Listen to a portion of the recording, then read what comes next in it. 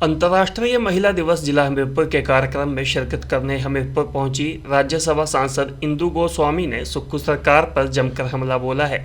हमीरपुर के circuit house में राज्यसभा सांसद इंदु गोस्वामी ने सुक्खू सरकार की तुलना निर्मल बाबा से करते हुए कहा कि हिमाचल में लोगों ने कांग्रेस सरकार को लाभ लेने के लिए चुना था, लेकिन कांग्रेस सरकार वायदे पूरा करना भूल गई है। उन्होंने कहा कि भाजपा की सरकारों ने महिलाओं को हमेशा सम्मान दिया है और आज राष्ट्रपति से लेकर मुख्यमंत्री, उप मुख्यमंत्री सहित राज्यसभा में भाजपा सांसदों की संख्या में भी बढ़ोतरी हुई है। कांग्रेस की सरकारों ने तो 60 साल से अधिक इस देश पर शासन किया और प्रदेश में भी 55 साल तक कांग्रेस की सरकार रही है।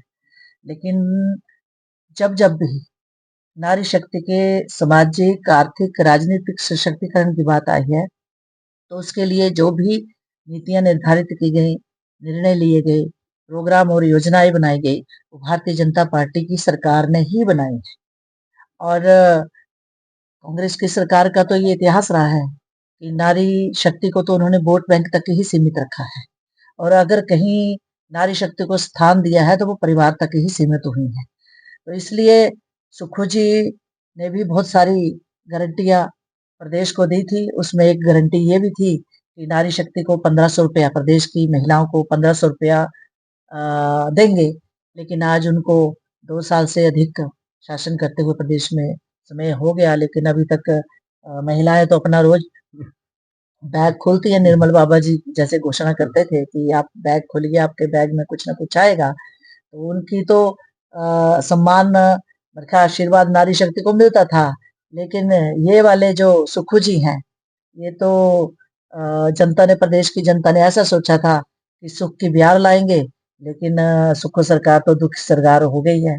और महिलाओं को छलना, और उन महिलाओं को जिनको हमारा देश नारी के रूप में या दुर्गा के रूप में पूजता है, मातृशक्ति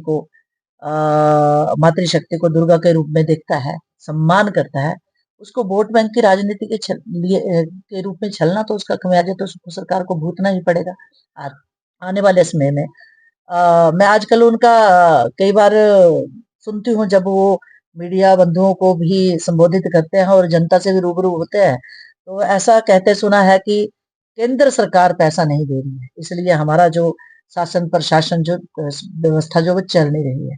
अरे भाई, अगर केंद्र सरकार के बलबूते पर ही प्रदेश की जनता ने सरकार चुननी थी तो भारतीय जनता पार्टी की सरकार चुनी होती।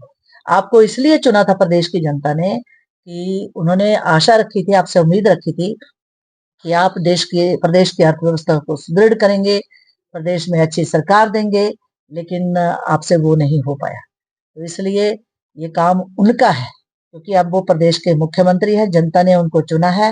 देश की शासन प्रशासन व्यवस्था को चुस्त दुरुस्त करना और साथ ही साथ देश की अर्थव्यवस्था को सुदृढ़ करना, जो गारंटियों को लेकर, गारंटियों के नाम पर जिन गारंटियों का वायदा करके आप प्रदेश की सत्ता में आए, उन गारंटियों को पूरा करना, कैसे भी करना, क्योंकि प्रदेश की जनता ने आपको मुख्यमंत्री के रूप में चुना है, आपकी सरकार को चुना है, आपका दायित्व है और उस दायित्व को उनको पूरा करना चाहिए, निभाना चाहिए। 1983 से शिक्षा के क्षेत्र में अग्रणी Silver Bell Senior Secondary School Hiranagar Hamirpur पिछले 4 दशकों से शिक्षा जगत में एक अहम स्थान बनाए हुए है। श्रीमती शकुंतला निघाल के कुशल नेतृत्व में सिल्वर बेल्स की टीम द्वारा बच्चों को गुणात्मक शिक्षा प्रदान की जाती है, जिसमें बच्चों के सर्वांगीण विकास पर विशेष ध्यान दिया जाता है। I started the school in 1983 because there was a dire necessity for the English medium school that time.